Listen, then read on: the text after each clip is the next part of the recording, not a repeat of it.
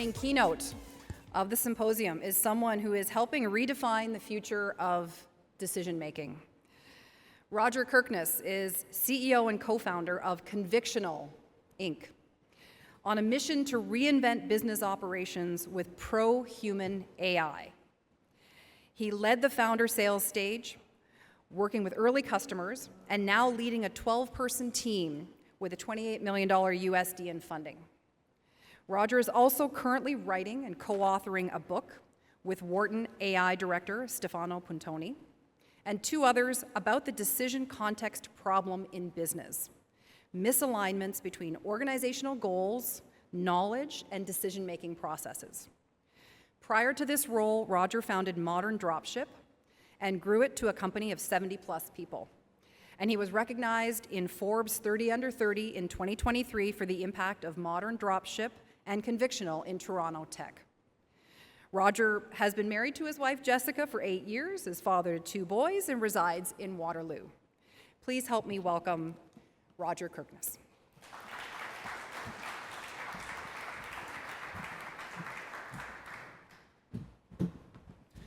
Thanks, everybody. Very excited to be here and talk about sales and AI.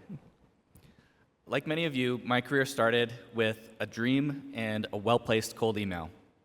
As someone who did not have the marks to get into post-secondary coming out of high school, I knew that to have success in my life, I would need to create my own opportunities.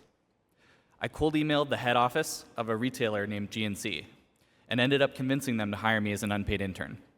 That opportunity led to a paid co-op, a full-time job, and eventually starting and running their e-commerce business at the age of 17.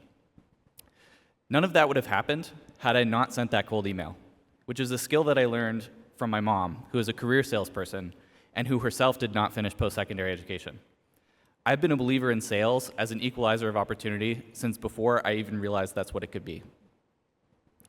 And I learned something disturbing recently about the process that Google is using to filter spam emails.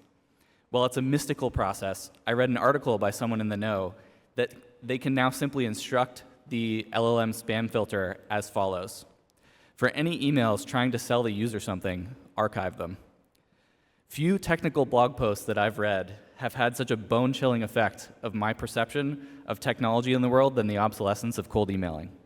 I've actually seen this in my own day-to-day. It's gotten harder to create new connections from cold outreach, to the point that email outreach has gone from my most treasured channel to something that I believe is mostly on its way out. Clearly, the old ways no longer work. This, to me, is just one example of how fast the craft of sales is changing, and represents the challenge that we must overcome. How can we sell when AI is being used to explicitly filter any commercial messages that a customer might be hearing through conventional sales channels? I've been a salesperson now, either officially or unofficially, for the last 16 years. I'm 31 now, which means I've been selling to eat for half my life. After GNC, I worked in my parents' small software company, learning every role, but most importantly, helping them expand into the US. After that, I joined Shopify as their commercial lead of their B2B product and helped them develop a new market, taking it from 10 to 1,000 customers in less than a year. From there, I started my own business, raised $49 million US, convinced 70 people to join me, and together we convinced over 3,000 customers to work with us. That was ultimately sold late last year to a competitor who I met, you guessed, through a cold email. Now I'm back in founder sales mode and working on something new, and I'm finding that cold email, after all the juice that I've squeezed from it for my entire career to date, no longer seems to work in the same way. And I'm finding, though, that some of the old methods that I learned when I first started are actually returning.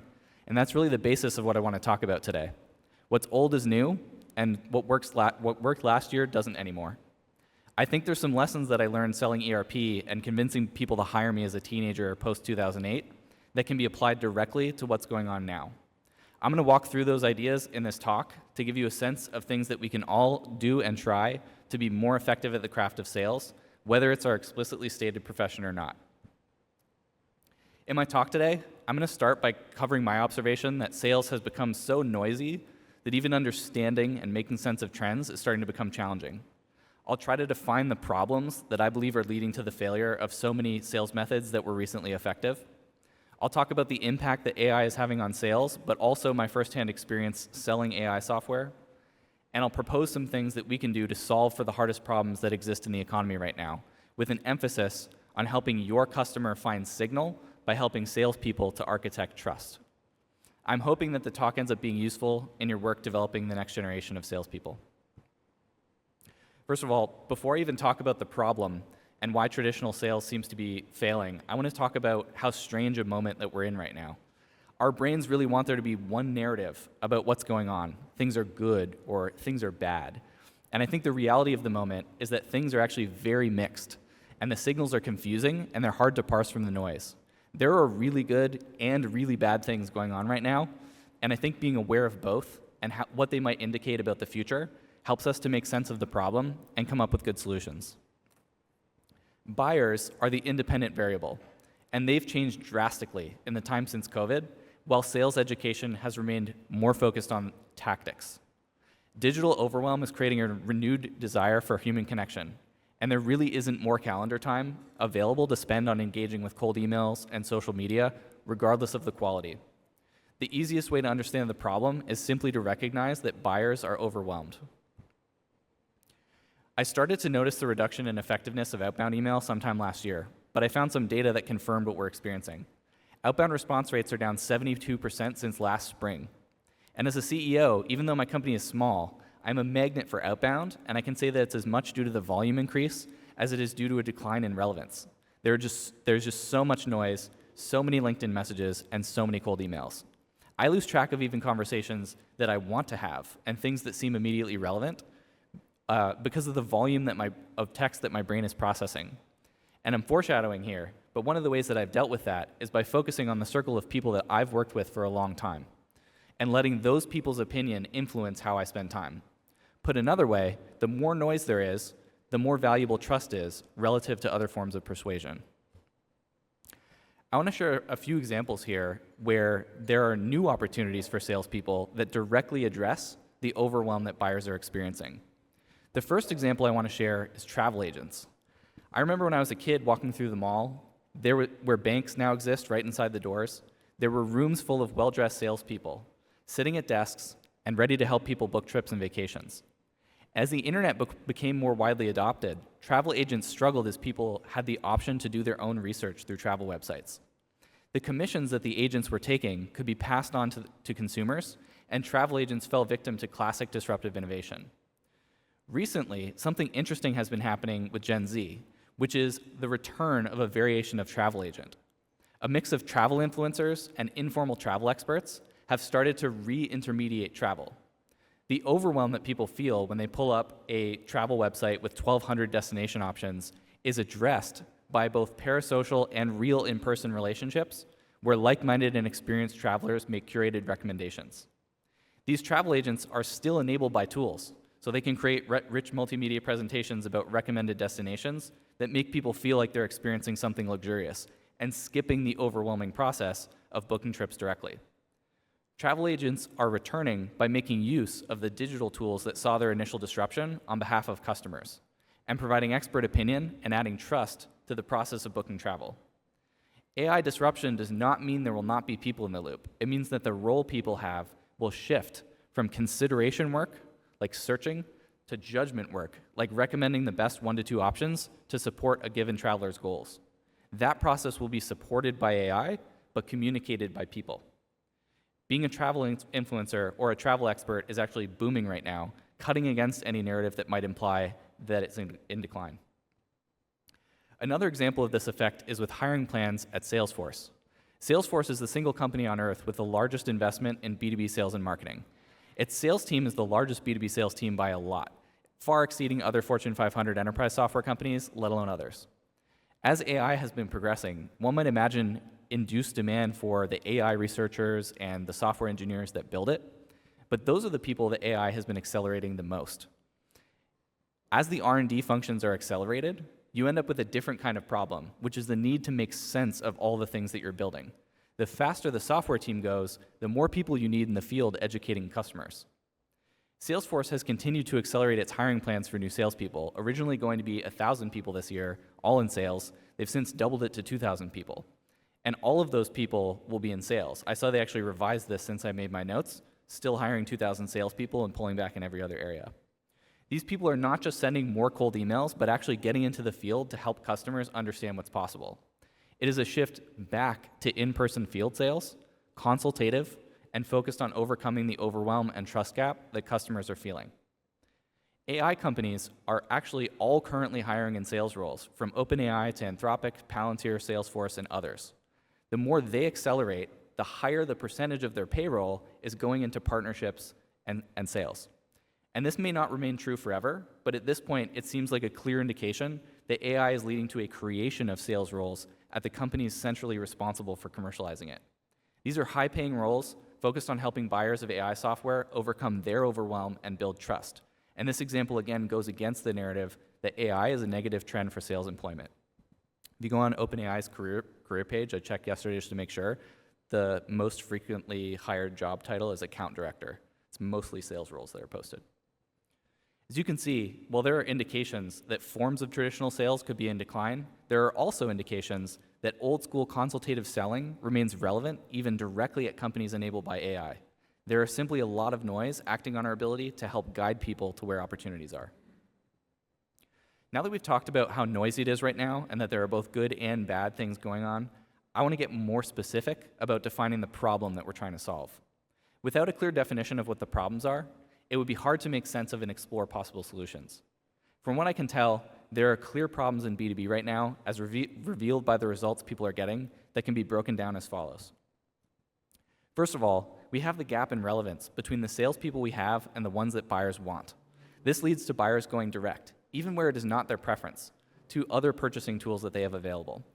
It's more expensive and difficult to acquire customers, and at the same time, most buyers still prefer self-serve. While young people are actually reversing the trend in areas like travel agents, and later career people are leaning back towards in-person sales, there remains a gap between the execution of most salespeople and the desires of buyers. Traditional sales is struggling to remain relevant, is arguably decreasingly relevant, and yet customer acquisition and purchase experience remain essentially important. The first problem is that there's a major tech revolution going on that is impacting B2B sales, and that is AI. AI is a very odd thing to sell, and because of how hard it can be to reason about it, more transactional sales approaches seem to be falling short. The most common book that I can remember being talked about in the 2010s of software as a service and cloud software was the Challenger sale. With AI, approaching deals with the Challenger sale playbook inevitably fails because it relies upon a default shared understanding of the problem. With AI, many problems can be solved and are also created. It's not immediately clear what the value of it is, despite its revolutionary potential, and this makes it hard to approach with conventional sales. The second problem that I see is that organizations are being affected by these rapid changes, whether due to AI, policy, consumer spending, or other factors. And as these things affect people and organizations, where decisions are located within those organizations is rapidly changing. So people who used to have authority to make certain decisions may no longer have that authority, and other people who didn't may now have it. This makes targeting specific buyers more challenging because the buyers themselves may be in a state of ambiguity about their authority to spend to solve a problem or make investments at certain levels. The harder it is for buyers themselves to make sense of this, the harder it is to sell to them. The third problem that I see, especially where it relates to B2B, but which has been true in consumer for a while, is unrepeatable lead generation. As trust increases in relative importance, people fall back on finding solutions to the problems that they have at hand through their network, which means being an existing part of a customer's network can be necessary to even get in the room with them. And formerly effective channels like cold outreach over email or phone become less effective. This makes previously repeatable sales playbooks no longer repeatable, which reduces the efficiency of the salesperson and their activity. Activity patterns that used to be effective aren't anymore, as the bar for trust has gone up. I'm hoping that the problems that I laid out are resonating, especially for those focused on B2B sales, but also in some higher ticket forms of consumer selling like houses and cars. I think there are potential solutions to these problems in the wings. Before I get specific about what those solutions are, I want to talk a little bit about AI in general. I know that AI is something that others here are going to talk about, so I'll give some of my impressions firsthand, both from being a person that sells and also from being a person that sells AI in particular. These are things that I've learned as they relate to sales. My company is building AI for business operations, and it's focused on helping companies overcome misalignments between their goals, organizational knowledge, and the process that they use for making decisions. We're applying AI to the problem, and I'm actively selling it. So I've had to learn how to reason about this technology, come up with the right set of values to enable the team to interpret it, figure out what skills are going to be scarce as things become more automated, and build them in my team and myself. We're also continuously doing our own primary research. So I'll share a few interesting things from published research and some unpublished research, and our collaboration with our academic advisors as well. First off, I think it's important anytime some shocking external change acts on a person or an organization to think about what your values are and use that as the basis for interpreting the effect it might have. In November 2022, I remember using ChatGPT for the first time, and I decided to journal a bit about how my values might need to adapt, but also how I would interpret ChatGPT in the context of my values. I came up with a list of 4 values to remind myself of anytime I felt uncertain or overwhelmed by what I was learning, not only in AI, but also in other revolutionary frontiers of science like biotech. The list of values that I came up with were as follows: focus, curiosity, diligence, and patience. Anytime I'm working on AI, I'm reminding myself of these values, and I found them very useful for guiding decisions that I make and reactions that I have to changes. I would challenge everyone here to consider these values when we talk about AI, both in the context of sales and in general, and its potential effects on our lives. Now that we've talked about what might be most adaptive in this time of change, I'd like to share another idea that our head of AI research and I came up with, which are what skills might increase in importance in an AI world. Any technology change doesn't necessarily devalue everything evenly. In fact, some things actually become more valuable. We think that people skills, prompting skills, and customer domain skills are the real winners of this AI revolution. These are the skills that will increase in economic and practical value as a result of more widespread adoption of AI into society and work. I'll break down why it is that people skills and customer domain skills make the list, in addition to prompting, which is obvious as to why it's there. For people skills, the trust discussion that we've been having, we're noticing a fascinating trend back to in-person selling.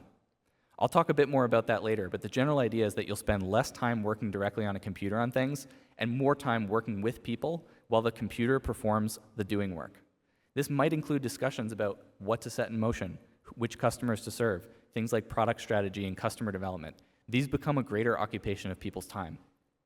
For customer domain skills, the outputs of an AI can only really be discerned by someone who understands what customers want. This is the travel agent who can discern from the search results which destinations might be most appealing to a certain type of customer, or who, better yet, has experienced it themselves. Having a deep understanding of a type of customer, whether it's a manufacturing company founder, a consumer of personal banking products, or otherwise, this understanding is required to discern the quality of the outputs. So even in a world where AI did 100% of what we currently call work, we will be spending more time with each other, we will still be prompting the AI, and we will still require a deep understanding of our customers' needs to make the AI output make sense. We are not close to a point where 100% of existing work is automated or going to be, but the trend is slowly moving that way. I'm just curious, how many of you guys remember the book Solution Selling by Michael Bosworth? Show of hands. Nice. So when I learned how to sell ERP software, this was the main book that people told me to read. And I found it the most valuable way of understanding how to sell ERP. The emphasis is heavily on consultative, in-person selling, focused on a specific customer problem, thorough needs analysis, and solution scoping. Compared to the way that software and other technology has been sold in recent times with challenger sale and point solutions, this is a reversion to previously effective methods. AI companies trying to sell their products using challenger sale and recent tactics have been totally failing to be effective. I think the consensus is actually rapidly shifting back to in-person solution selling in a way that has not been true not only since COVID, but also in the years prior. Another irony of these changes in sales that result from AI is that some parts of sales become fundamentally better in every way. I've started to do voice memos anytime I step out of in-person meetings. I just throw my AirPods on and start talking for 5 to 10 minutes about the meeting. I'm finding the gap in my follow-up is closed by how good AI is, both at transcription, but also what I can do with the transcript once I have it. In this case, I upload it to our meeting recording tool, which makes it available to the entire team as context about the customer. I can also generate a list of action items, decisions that I need to make, summaries of what the customer wants, and draw parallels to other solutions that I've scoped for customers prior.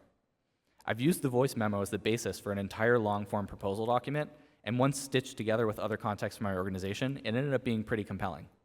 Tactically, my religious use of notebooks may end up being replaced by voice memos, and I'm spending a lot less time actually writing and drafting emails and documents relative to generating and then reviewing and sending them.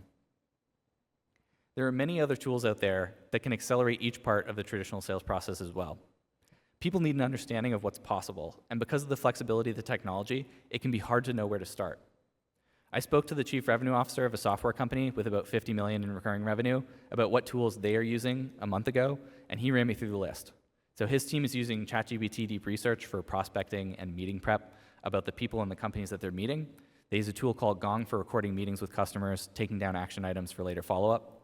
They use a tool called Clay for automated personalized outreach. They use a tool called Momentum for coaching and advice on their ongoing sales process, and it ingests all their emails and call recordings with customers. All of these tools are already in widespread use to varying degrees in sales organizations in order to accelerate results. So on one hand, they definitely accelerate our ability to do traditional sales activities with higher quality and effectiveness. On the other hand, every company using them creates this game theory situation where it means that customer expectations for prep, outreach quality, meeting follow-up are all much higher than they would be if the tools were not in use. So there's an expectation now, both by salespeople, sales leaders, and customers, that these tools will be in use. And therefore, every aspect of execution needs to be of a higher quality and speed. Often, adoption of a technology is a one-way door that can be hard to step back through, regardless of the effects that it has, because adoption is happening across the industry at once. Naturally, a study found when asked about whether someone would adopt an AI tool, knowing that their competitors had adopted one, they became far more likely to adopt and use it in practice. There are many tools, but these are the primary categories that are impacting sales, and I think important for anyone who wants to sell or have a career as a salesperson to become familiar with. One thing I found fascinating about using AI tools is that they can often be used to improve upon messaging, even as a CEO. You would think, as the originator of the idea for my company, that my description would be the truest of the intent. But a little collaboration with Claude, and I have an even better way of describing the intent of our work than I had before. A common pattern in our interviews of CEOs is that they actually use AI tools to improve their ability to message their own company, and this extends to salespeople. I saw a stat that AI can be used to significantly improve customer perceived value by 45%, which is a lot. Every salesperson should consider both how personalization and messaging could be improved with creative AI use. My personal experience with this was very pronounced and surprising to me. I started to workshop our description of our work with Claude and came up with a bunch of ideas. Each time Claude came up with an idea, I would reword my ask and ask for one more, even better, even more compelling idea.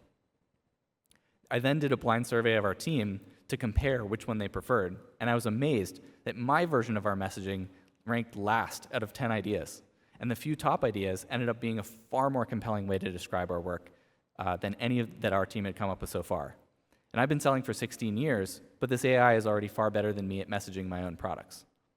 So it's not just about automating what exists, you can actually use it to work directly on the perception of value that customers have of your product or service, which is quite profound. That capability, combined with an emphasis on the next section, where we talk about trust, is, I think, a major opportunity for sales the profession in spite of the challenges. Extending this idea about how AI can be used not only for selling activities, but also for enablement activities, there's various ways that it is being implemented to develop rep skills that are likely to be relevant to sales educators as well. Voice agents have improved to the point that they can believably be used for sales training purposes, which applies both to coaching of live customer calls by reps and creating mock sales training calls. It also means that rep skills can be inventoried and enablement can be personalized at scale. The reality of technology developments like personalization is that how motivated the reps are determines significantly how much benefit they might get from abilities like this.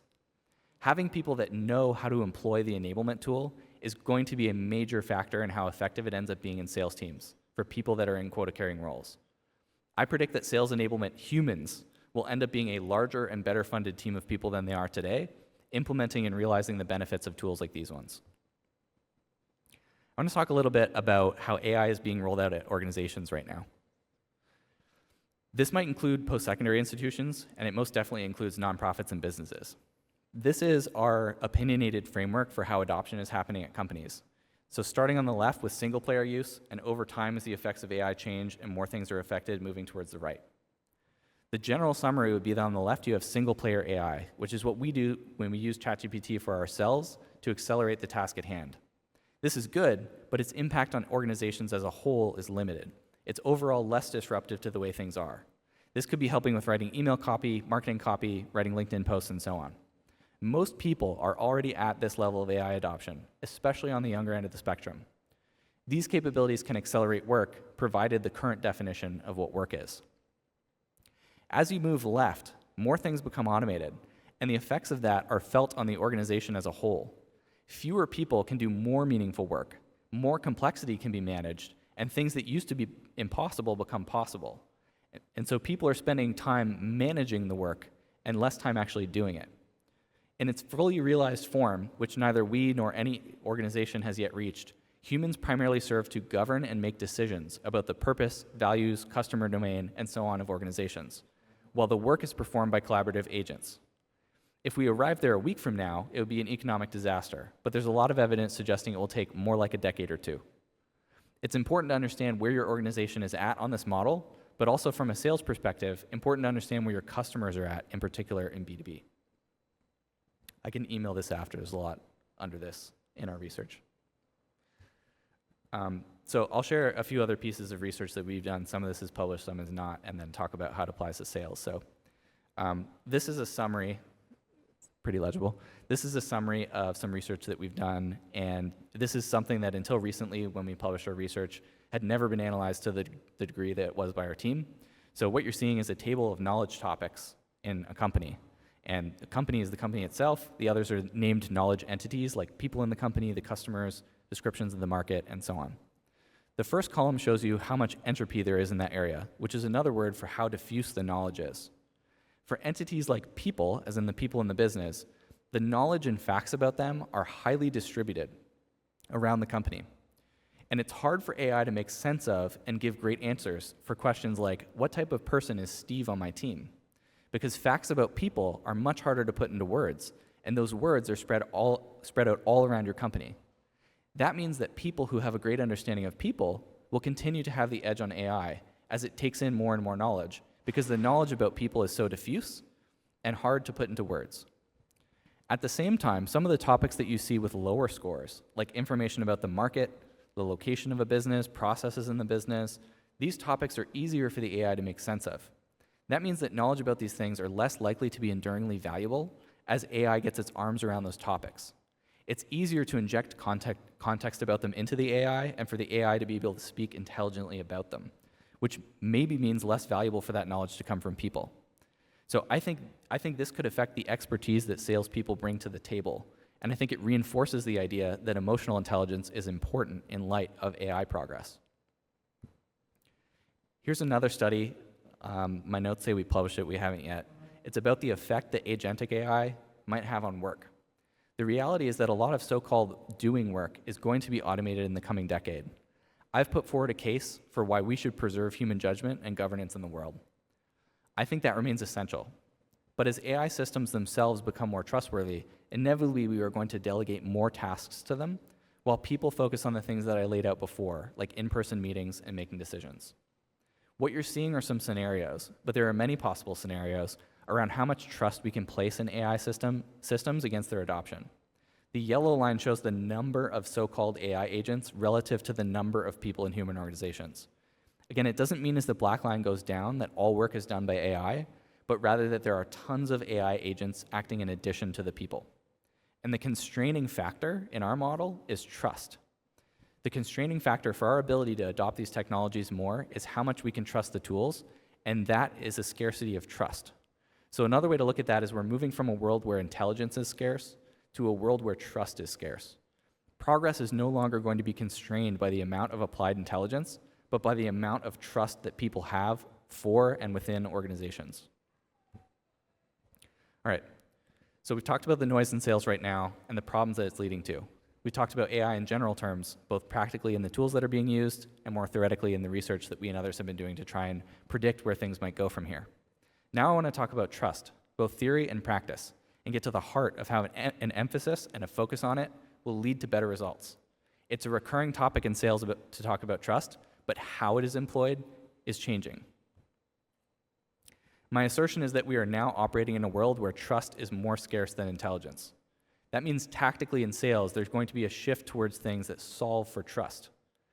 Persuasion in the traditional sense can sometimes actually have a detrimental effect on trust, which I think is why it's more experts are going to become salespeople.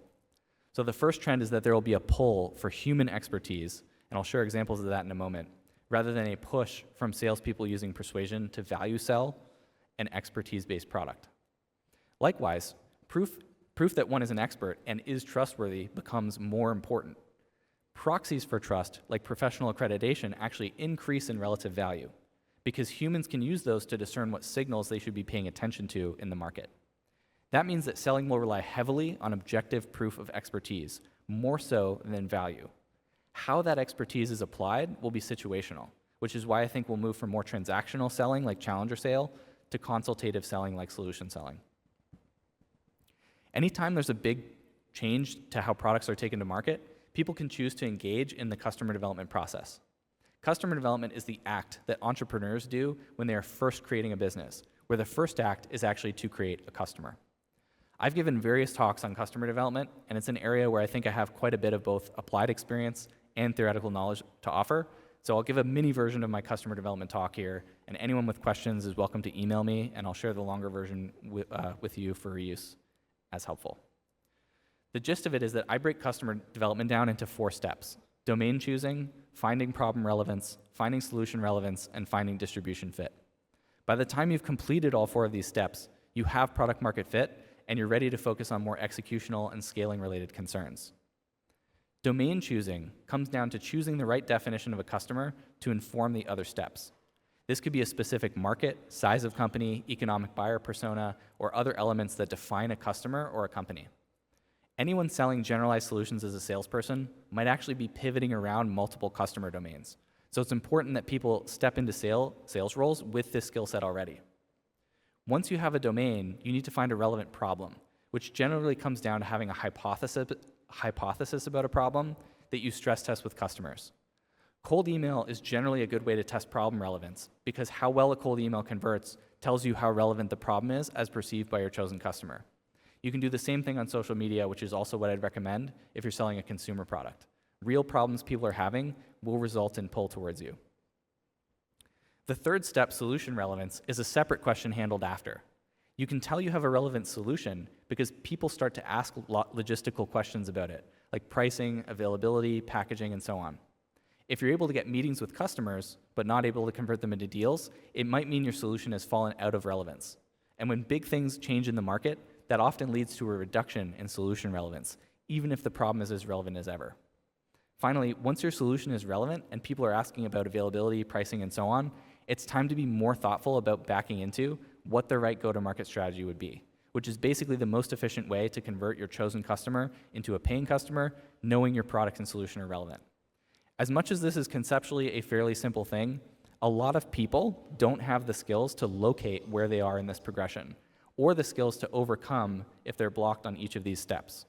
A salesperson that truly understands how to do customer development can create new markets where existing ones experience difficulty and can often make great founders as well. Something I noticed in the community of founders that I participate in is that the percentage of the overall posts seeking expertise has been increasing, which I found so odd because this particular community is of Y Combinator founders who themselves are mostly founders of applied AI companies.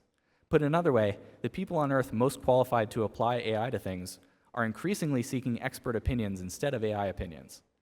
When you speed up work, trust building doesn't necessarily speed up, so there's more demand for experts. I think we're going to see places like LinkedIn be used more and more for transparent seeking of experts. Expert research firms like Tegas are booming as people increasingly do paid market research conversations in lieu of other forms of marketing. Every indication is that there is serious demand for trustworthy experts, which is the position that we need to put ourselves into as salespeople. This has become even more important as more transactional and push forms of sales become more and more difficult channels for growth. Another interesting trend relates to where decisions are located within customer organizations. Figuring out who the economic buyer is hard, like I mentioned, and I call that the targeting problem. But it's not complete chaos as much as a general shift and the politics to go along with it, from a formally powerful entity that used to do the purchasing and towards a new one. The general shift is from people managers also being the main economic buyer for B2B solutions, shifting to technical leads. What is a technical lead? A technical lead is someone who doesn't necessarily manage any people, but who still holds decision rights over an area of an organization. In engineering, they're often called staff engineers, and they can have significant authority without having any direct managerial responsibility. Increasingly, technical leads are the ones who become the economic buyers, and despite not managing the people part of the organization, they have significant purchasing influence. When we're thinking about how to map out buyers in a B2B context, one way to do that effectively is to map out who the technical leads are within an organization. There are equivalents outside of engineering, such as senior strategy people who influence business decisions like M&A, senior salespeople who influence tool adoption and enablement decisions. Tech leads are everywhere, and they are an increasingly important buyer. It's no longer right to assume the senior-most manager within the area you serve is the best economic buyer for B2B solutions. On the note of YC, I recently caught up with our board member, Michael Seibel, the founder of Twitch. This is someone that literally brought the real world onto the internet in the form of Twitch and the other ventures that he's been involved in. And I said I was having a harder time than usual with sales, and I asked for what he's seen as the most effective mechanisms lately. He laughed and told me that so far this year, the most effective channel for early stage startups who want to do sales is to attend conferences. And I thought this was quite fascinating because it's a form of revenge of the old methods. In-person conference attendance is really how a lot of B2B sales was once done. And then direct digital channels started to allow salespeople to go direct to the customer. In the opinion of one of the pioneers of bringing the real world onto the internet, we are now seeing a reversal where the hottest new startups are primarily going to market by attending conferences. And I think this is just another indication to me that there is no substitute for deep understanding of your customer's domain and the trust-building experience of meeting them in person. We talked earlier about how cold outreach is no longer working, but as you know, that is not entirely true. The tactics that people used before aren't working anymore and are being replaced by a lot of AI-generated noise that people on the receiving end seem to devalue. Not to mention that email clients are now able to tell if AI wrote the message. But there is one form of outbound that is apparently still effective, and that is the so-called one-hour email. Thanks to AI research and prospecting tools, doing extremely high-effort personalized outbound emails can still be effective, but it requires removing all previously understood expectations about activity that one can do in a day. You might only be able to reasonably send 3 or 4 outreach messages per day if you're spending an hour on research and customized human personalization. But assuming you do that job right, it can still break through the noise. This requires having a deep understanding of customers and expert power yourself, all the things that once applied to solution selling and now again apply to modern sales.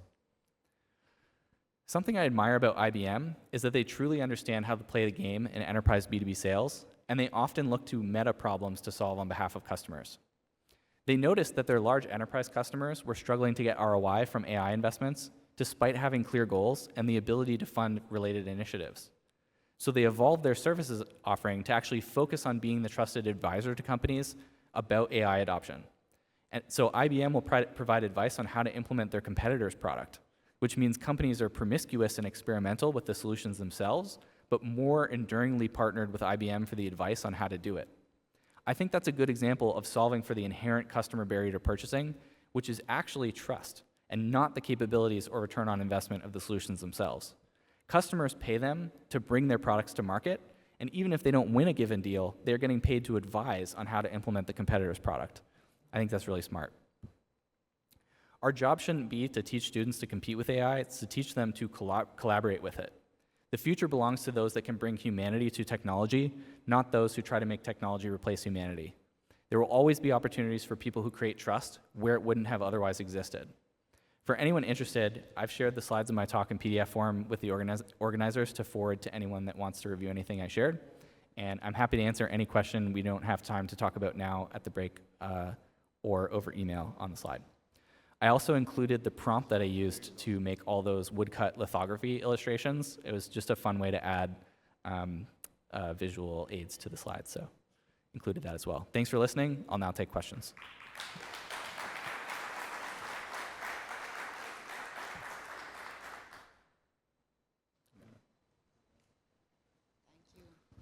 Hi. Is it okay? It's working. Hi, nice to meet you. I both teach and practice sales, and one thing that I've noticed, I've started recently using the voice memo to generate, like, you know, different action plans after the meeting, and maybe a follow-up email for my client and stuff like that.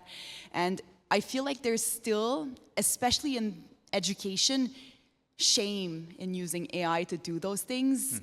And I feel like I have to keep it a secret so that no one knows that I'm using it. I wanted to have your input on that. Like, what do you think about that, and do you think that will be changing eventually? It's a good question. I mean, the question was basically, even when you're applying AI, there's a shame associated with it, especially if you have like a crossover with an academic environment. I have a couple of thoughts on this. I mean, one, I would say yes, basically that will change over time as people realize what use cases lead to better outcomes for people and what don't.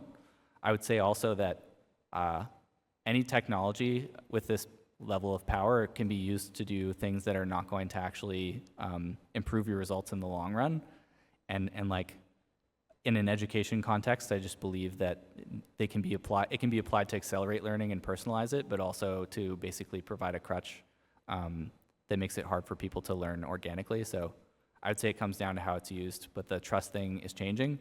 There was a study that found that a lot of the reason why people use single-player AI in a work context is that their organizations have not actually embraced using it in a broader context. I think depending on the company you work for and the environment you're coming from, that it probably varies significantly. Like, I'm aware of companies, 6,000-person companies that have banned AI. I'm also aware of companies that are, you know, completely like running many agents per person, and people have become agent managers basically, and like it's kind of crazy that both those things are happening in the economy at once. Hopefully helpful.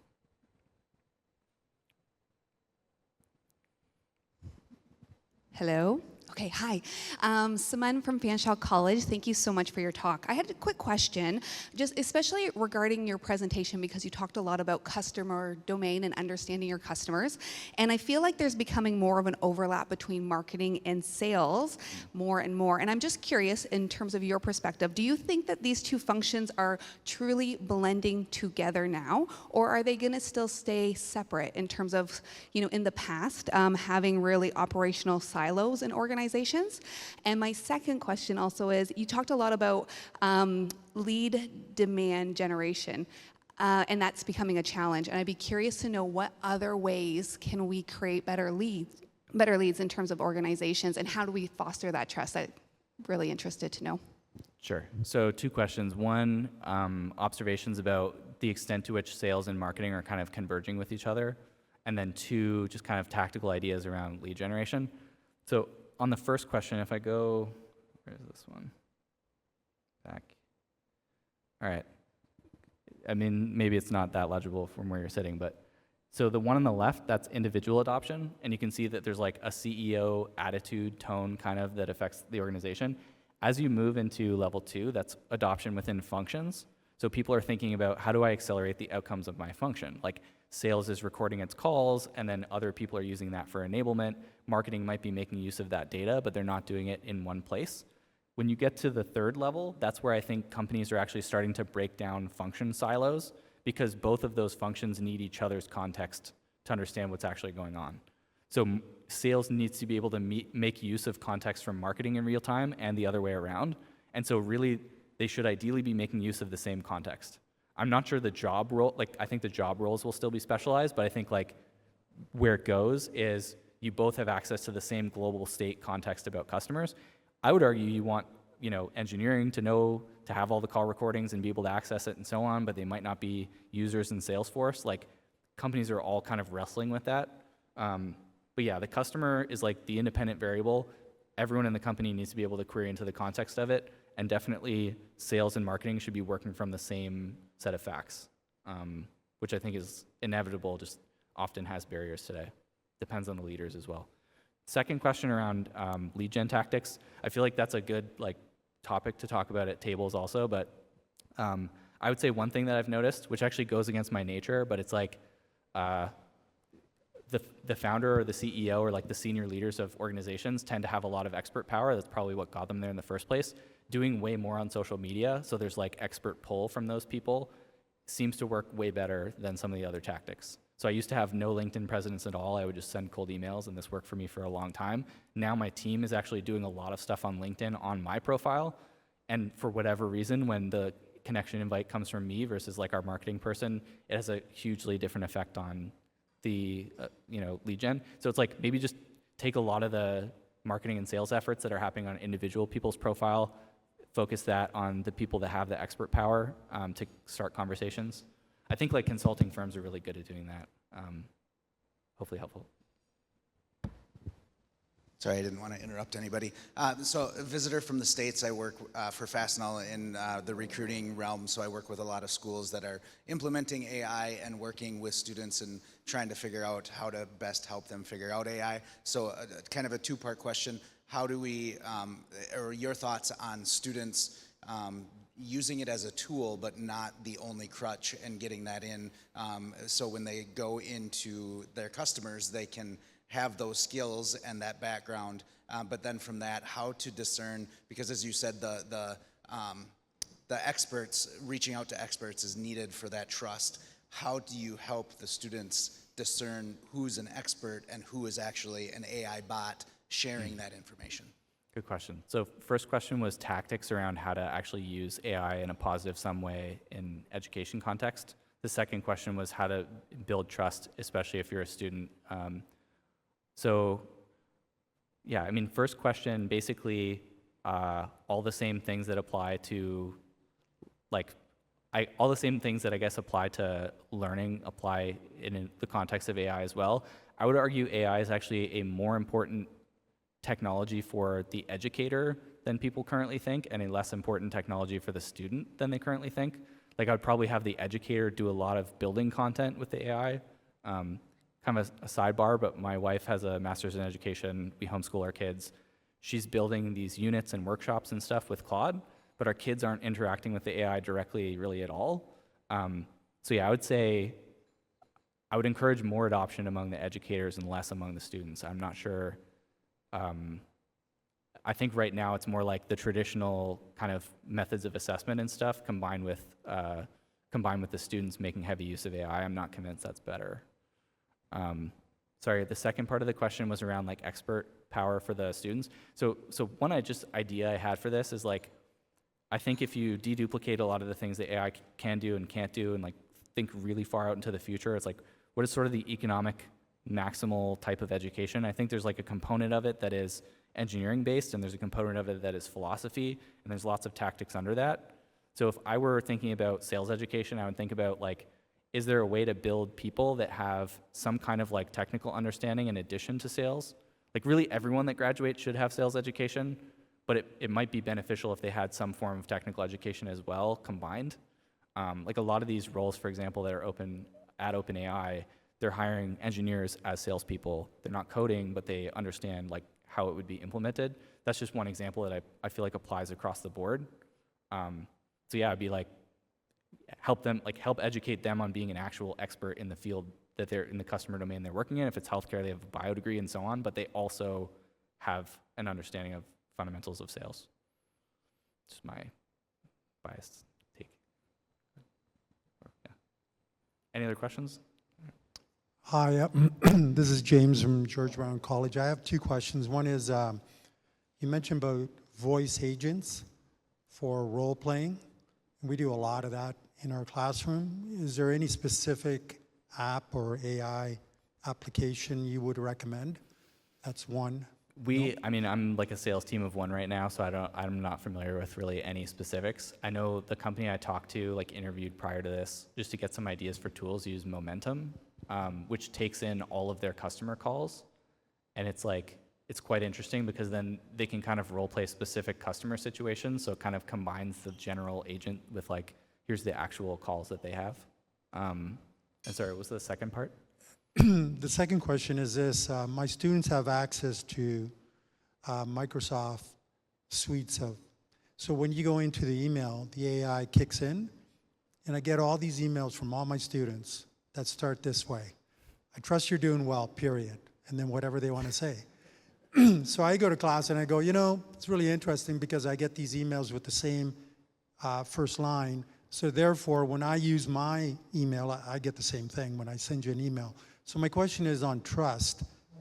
How do you build trust when you know there's students in my classroom that could barely put a sentence together and others that can write novels, and yet the quality of the emails or the assignments are all A+.